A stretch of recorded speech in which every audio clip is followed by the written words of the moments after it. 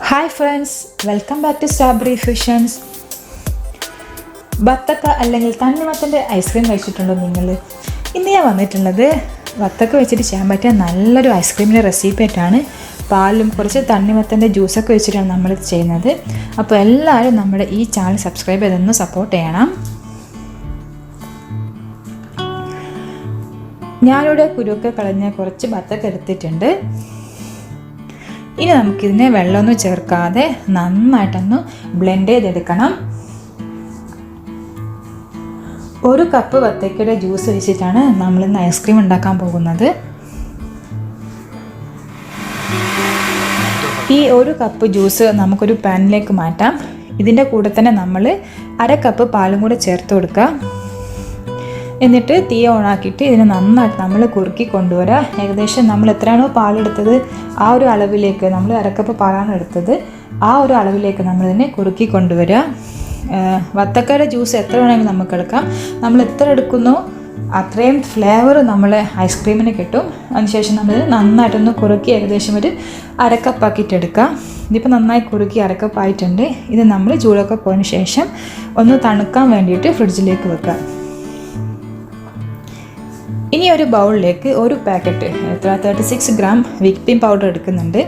അതിലേക്ക് നമ്മൾ 1/2 കപ്പ് നമ്മുടെ നേരത്തെ തണുക്കാൻ വേണ്ടി വെച്ച ബത്തക്ക പാൽ മിക്സ് ഉണ്ടല്ലോ അതുകൂടെ ചേർത്തിട്ട് നമ്മൾ നന്നായിട്ടൊന്ന് ബീറ്റ് ചെയ്തെടുക്കുക. വിപ്പിംഗ് ക്രീമാണ് കയ്യിലുള്ളതെങ്കിൽ അത് നന്നായിട്ട് ബീറ്റ് ചെയ്തിട്ട് പിന്നെ ഈ മിക്സ് ആഡ് ചെയ്ത് കൊടുത്താൽ മതി. നല്ല ക്രീമി ആൻഡ് ഫ്ലഫി ആവുന്ന വരെ നമ്മളിതിനെ ബീറ്റ് ചെയ്തെടുക്കണം. ഐസ്ക്രീം ആകുമ്പോൾ എന്തായാലും നല്ല മധുരം ഉണ്ടാവും. നമ്മളിതിൽ മധുരത്തിന് വേണ്ടിയിട്ട് കുറച്ച് മിൽക്ക് മെയ്ഡോ അല്ലെങ്കിൽ പഞ്ചസാര പൊടിച്ചതോ ചേർത്ത് കൊടുക്കുക. ഞാനിവിടെ ചേർക്കുന്നത് കുറച്ച് മിൽക്ക് മെയ്ഡാണ്. നമുക്ക് എത്രയാണോ മധുരം വേണ്ടത് അതിനനുസരിച്ചിട്ട് നമുക്ക് മിൽക്ക് മെയ്ഡ് അല്ലെങ്കിൽ പഞ്ചസാര പൊടിച്ചതോ ചേർത്ത് കൊടുത്തിട്ട് ഒന്നുകൂടെ ഒന്ന് ബീറ്റ് ചെയ്തെടുക്കുക.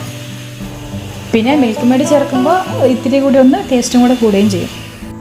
ഇതിപ്പോൾ നന്നായി ബീറ്റായിട്ടുണ്ട്. ഈ ഒരു പരുവത്തിലാണ് നമുക്ക് വേണ്ടത്. ഇനി നമ്മൾ ഇതിനെ ഒരു ബോക്സിലേക്ക് മാറ്റുക. അതിനുശേഷം നന്നായിട്ടൊന്ന് ലെവൽ ചെയ്ത് കൊടുക്കുക. ഒരു സ്പൂണോ അല്ലെങ്കിൽ ഒരു സ്പാറ്റിൽ വെച്ചിട്ട് നമ്മളിതേപോലെ നന്നായിട്ടൊന്ന് ലെവൽ ചെയ്ത് കൊടുക്കുക. പിന്നെ അതിനെ എയർ ടൈറ്റ് ആയിട്ടുള്ള എന്തെങ്കിലും മൂടി വെച്ചിട്ടോ അല്ലെങ്കിൽ ക്ലിങ് ഫിലിം വെച്ചിട്ടോ നന്നായിട്ടൊന്ന് കവർ ചെയ്തിട്ട് നമ്മൾ തണുക്കാൻ വേണ്ടിയിട്ട് ഫ്രിഡ്ജിലേക്ക് വെക്കുക. ഫ്രീസറിൽ വെക്കണം. ഏകദേശം ഒരു 8 മണിക്കൂറെങ്കിലും മിനിമം നമ്മൾ വെക്കണം. എന്നാലേ നല്ല ക്രീമായിട്ട് അത് സെറ്റായി കിട്ടുള്ളൂ. ഇപ്പോൾ നമ്മുടെ 8 മണിക്കൂറൊക്കെ കഴിഞ്ഞിട്ടുണ്ട്. നമ്മൾ ഐസ്ക്രീമൊക്കെ നന്നായിട്ട് സെറ്റായിട്ടുണ്ട്. ഇനി നമുക്കിതിനെ സ്കൂപ്പ് ചെയ്യാം.